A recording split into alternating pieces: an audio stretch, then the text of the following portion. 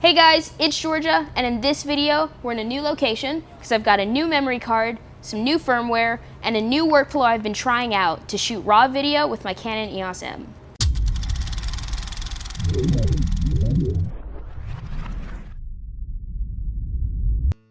So initially I wanted to try shooting in 2.5K RAW and setting up Magic Lantern to do that, but for some reason it felt like the firmware and running the scripts in there was making the camera run pretty slow and kind of glitchy. So instead I just decided to focus on settings around 1080 MCM rewire. But I'm getting ahead of myself. Let's start at the beginning. First off, I recommend getting a SanDisk Extreme Pro memory card. If you use a different brand, just find something equivalent to that. It has a high read speed of 95 megabytes per second. That'll handle the firmware just fine, but they do have a newer model out, which is 170 megabytes per second. Link to that is in the description where you can get it off Amazon. Yes, this is an affiliate link. It's something I'm trying out now, but I do recommend getting it from Amazon because it was the cheapest one I could find. I went to Best Buy initially and saw it was selling for $99, which was a really weird price difference. And even on the Best Buy website, they're selling it for about $24.99. So the Amazon price has been the cheapest that I could find. But if 20 bucks is still too much, get the 95 megabytes per second memory card. Oh, it's a segue. Okay. So from there, I downloaded Magic Lantern from Danny's website. This is a guy who apparently is constantly updating Magic Lantern builds. The link to him is in the description, and you want to get the file that ends in 202.zip. The firmware I'm using is from July or so, but you can go ahead and download the most up-to-date one, and you should be able to follow along. Just make sure you get the file that is 202.zip.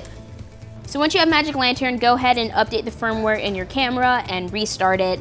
And let's go into Magic Lantern and talk about the settings. So I really used a lot of the settings I learned from Zeke, who's another YouTuber who's done a lot more videos on Canon EOS M, especially shooting RAW and 2.5K RAW. So I definitely recommend you check him out and try out the settings he recommends and to get more extensive information on this. I'm still figuring it out myself. So once you've got Magic Lantern on your memory card, you're gonna switch to camera mode and then go into your menu and then select to update your firmware, which is in the fourth wrench on your menu screen. And you wanna make sure you're in version 202 and you hit OK. And after you hit OK, it's gonna ask you to restart your camera. So I'm gonna get out of here. And then when you restart your camera, switch back to movie mode and use 2 fingers to open Magic Lantern. So once you're in Magic Lantern, you want to go over to your modules section, which has the icon with the 4 blocks. And what you're going to see is a list of scripts. And what you want to do is turn on all of these scripts from top to bottom. And once you do that, you're going to restart your camera again. And then when you turn it back on, these scripts will automatically load, and you don't have to do it every single time you log into Magic Lantern. This is where you're going to set up your RAW settings. So check out all of these settings and you can map them as close as you want. So RAW video is on, and you can see my resolution is 1736 by 976. And then for crop mode, if you select it, you get all these different options, but I choose the 1080p MCM rewire, which is what I got from Zeke. And then go to RAW video, click the button. Oh, and that turns it off or on. And if you tap it, you can go in and adjust the settings. Aspect ratio is 16:9. I have my data format at 14-bit lossless, and the preview is real time. And for sound recording, I'm gonna press the button. So if you wanna go back, you tap it with a finger. But to go into more detail with your sound recording options, click the set button here. And I have enable sound on. My sampling rate is 48 kilohertz. No audio delay, set to 0, and trace output is off. So going back and then tap the screen again to go back.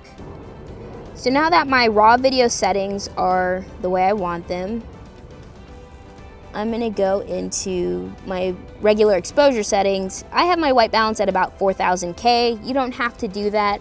Anywhere between, I don't know, 3500 to 5600 is pretty good, but just tweak it and see what works best for you. I'm leaving my ISO at 100. My shutter speed is 1/50th. My picture style is still CineStyle, and I'm leaving everything else off. And I can't control the aperture right now because I have my Fuji on 35mm and the camera's not going to recognize it.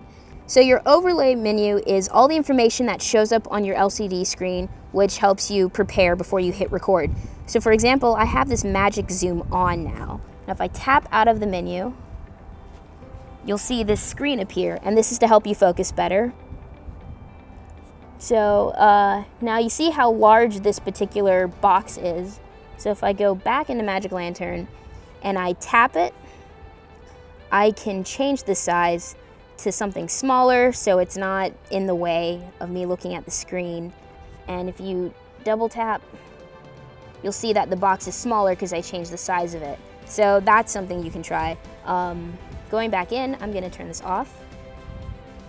You have crop marks. These are just things, histogram, if you wanna turn that on. Hold on, I'll show you. See this, now histogram box is there and the magic zoom box is gone. So you can choose what information you wanna see to help you set up your shot. So that's pretty much all my settings for this. I didn't do anything too complicated. I mostly followed along with Zeke's video, but test it out and try different things and see what works best for you. So now you can shoot raw video with your Canon EOS M. However, that does mean that your file format has changed. Now all your videos will be recorded as .mlv files. So what you have to do now is convert that MLV file to .mov or to whatever file format works best for you to edit in. So now I'm gonna go into the computer and show you how I do that.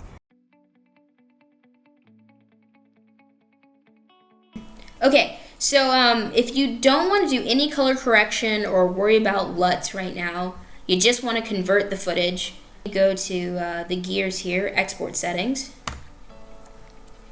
And mine's already set up the way I want it, but let's look at these. The codec, H.264, but you have all these other options, which is pretty cool, actually. I played around with the Apple ProRes 4444, and that one worked out just fine. The only thing is I can't watch it because I'm on a PC. I would just have to download QuickTime. But otherwise, I can drop it into Premiere, edit it, and watch it there. So for those of you who maybe didn't know, you can now edit Apple ProRes files on your PC in Adobe. But for these purposes, just gonna leave it at H.264. For here, you can do .mp4 or .mov.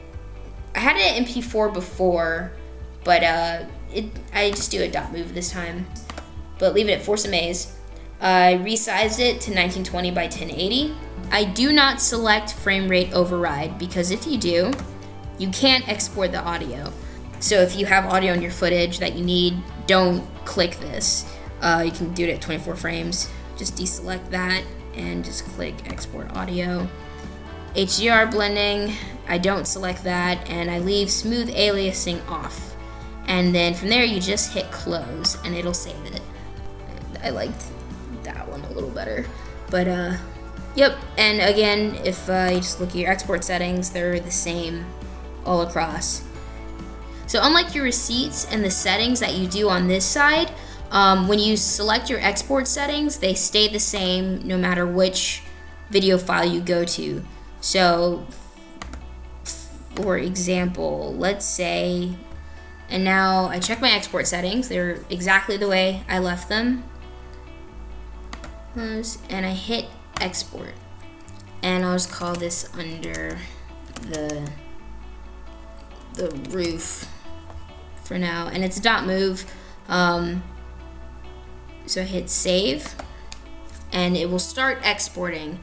Now this is something that comes up whenever I export a file. If you get this window popping up on your screen, do not close it, because if you do, it'll only export part of your footage and the audio will cut out. So this might be like a minute long piece of footage, but if I close this box, it'll only export maybe 3 seconds of it and the audio will cut off. It's almost done.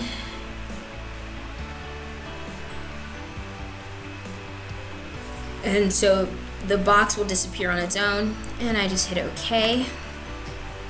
And let me see, I don't have the, I go to export it here. So yeah, I did a bunch of test footage over here, as you can see, but here's this, and it should play back fine. So anyway guys, that's pretty much the basics of what I've been playing with so far in terms of raw video and using the MLVApp to convert my footage. Hope this helped you out a bit, especially if you also want to get started. I would definitely like to try the 2.5K RAW, so if anyone has any advice for me, let me know. Otherwise, I'm going to be referring to a lot of Zeke's videos to try and get those settings down and see how it all turns out.